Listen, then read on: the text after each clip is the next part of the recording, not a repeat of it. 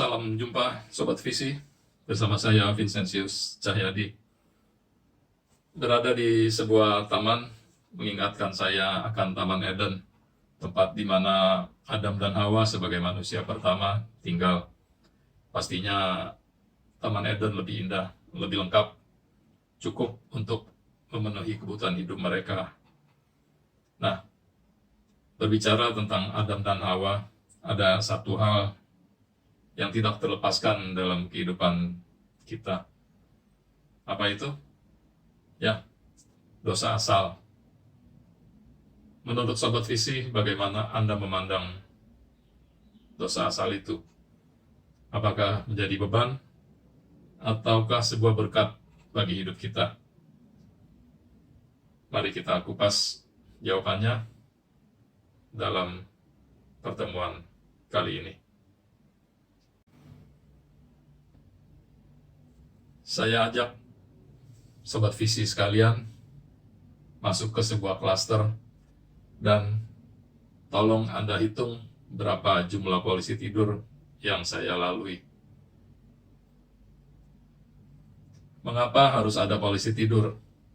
Bukankah benda ini membuat perjalanan kita menjadi tidak nyaman, terganggu, buang waktu?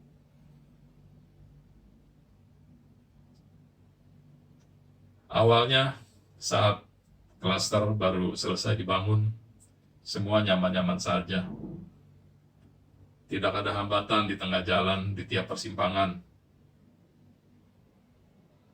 Namun, karena adanya rambu yang dilanggar oleh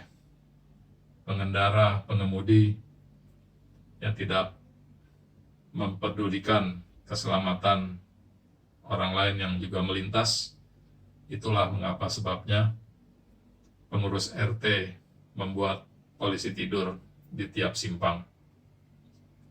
Ada rambu yang dilanggar. Kita sudah tahu kalau berkendara dan hendak melintasi persimpangan atau berbelok di persimpangan, kita harus menurunkan kecepatan dan lihat kiri kanan apakah ada kendaraan lain yang akan melintas, sehingga tidak terjadi benturan. Nah, umumnya yang melanggar ini adalah pihak luar, pengantar air galon, air mineral, atau pengantar gas, di mana mereka terkesan terburu-buru untuk kembali ke depot mereka untuk kembali mengantar pesanan pelanggan lain. Saat di persimpangan, mereka sudah tidak memikirkan rambu yang sudah seharusnya dipatuhi. Mereka langsung bablas anginnya. Dan seringlah terjadi kecelakaan di persimpangan jalan. Apa akibatnya? Kita semua tidak mau ada nyawa yang melayang karena benturan atau tabrakan di persimpangan. Maka untuk menghindari terjadinya kecelakaan di persimpangan jalan, perlu adanya polisi tidur untuk mengingatkan kita supaya tidak melanggar rambu lalu lintas yang seharusnya kita pahami. Dengan adanya polisi tidur itu, keselamatan warga menjadi terjamin. Petugas RT sudah melaksanakan fungsinya untuk menjaga umatnya, memberi keselamatan kepada umatnya, menata lingkungannya. Nah,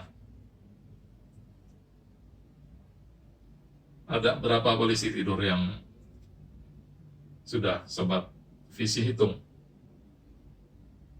Dari gerbang ke dalam sepanjang 700 meter ada 11 polisi tidur yang saya lalui. Betapa tidak nyaman, betapa tidak enak. Buang waktu, harus mengerem, komponen mobil jadi lebih cepat diganti. Kita perlu ekstra tenaga untuk mengerem gas, rem gas.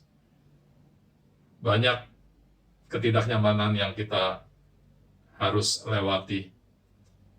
Namun dengan adanya polisi tidur, membuat perjalanan kita lebih aman. Itulah esensi dari keberadaan polisi tidur. Nah, kita akan masuk ke pembahasan tentang dosa asal. Nah, Sobat Visi, dari penjelajahan kita tentang polisi tidur tadi, ada rambu yang dilanggar sehingga petugas atau pengurus RT harus menghadirkan polisi tidur dalam jalan-jalan yang dilalui oleh warga. Demikian juga dalam kisah Adam dan Hawa. Apa rambu yang dilanggar oleh mereka? Kita lihat di Kejadian 2 ayat 16 sampai dengan 17. Apa itu rambunya?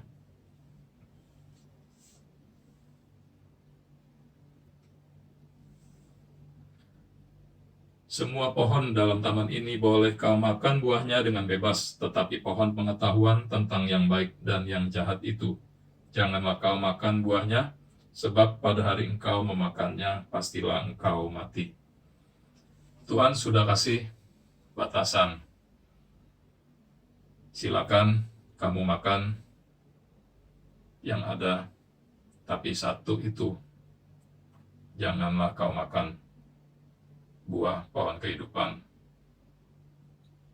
Nah, karena iblis ada di dunia, ia pun menghasut seperti si pengantar air galon atau pengantar gas tadi yang merupakan orang luar.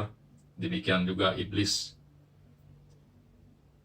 membisikkan, menggoda Hawa untuk mengabaikan rambu yang Tuhan sampaikan itu.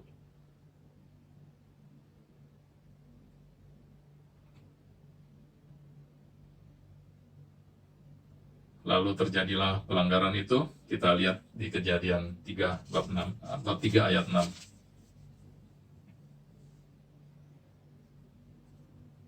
Perempuan itu melihat bahwa buah pohon itu baik untuk dimakan dan sedap kelihatannya. Lagi pula pohon itu menarik hati karena memberi pengertian. Lalu ia mengambil dari buahnya dan dimakannya, dan diberikannya juga kepada suaminya yang bersama-sama dengan dia, dan suaminya pun memakannya. Hawa yang berhasil diprovokasi oleh iblis memetik buah dan memakannya, juga memberinya kepada Adam yang juga kemudian memakannya. Maka terjadilah pelanggaran itu. Menurut Hawa, ia melihat buah pohon itu baik untuk dimakan dan sedap kelihatannya. Lagi pula pohon itu menarik hati karena memberi pengertian. Nah, ini yang Tuhan tidak mau. Pengertian kita berbeda dengan pengertian Tuhan. Pengertian Tuhan sempurna, tetapi pengertian kita, kebenaran yang kita anut, kadang hanya untuk kepentingan diri sendiri belaka. Maka mengapa Tuhan melarang Adam dan Hawa untuk memakan buah itu? Tidak perlu untuk menjadi seperti Allah. Kodrat manusia sebagai ciptaannya sudah cukup. Kalau manusia juga menjadi seperti Allah, waduh, repot ya. Semua merasa benar, terus menghakimi orang lain. Wah, jadinya ribut terus ya, kalau semuanya jadi Tuhan. Makanya menurut Tuhan, tidak perlu. Jangan kau makan buah itu. Supaya apa? Supaya kita tetap selamat. Karena Allah sudah memberi jalan keselamatan bagi umatnya.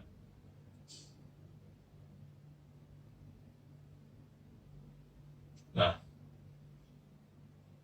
jadi Sobat Visi, bagaimana dengan pandangan Anda sekarang tentang dosa asal? Apakah masih menjadi sebuah beban?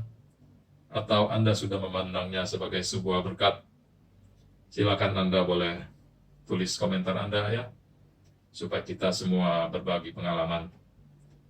Terima kasih untuk waktu yang sudah disediakan bersama-sama dalam pertemuan kita kali ini. Sampai jumpa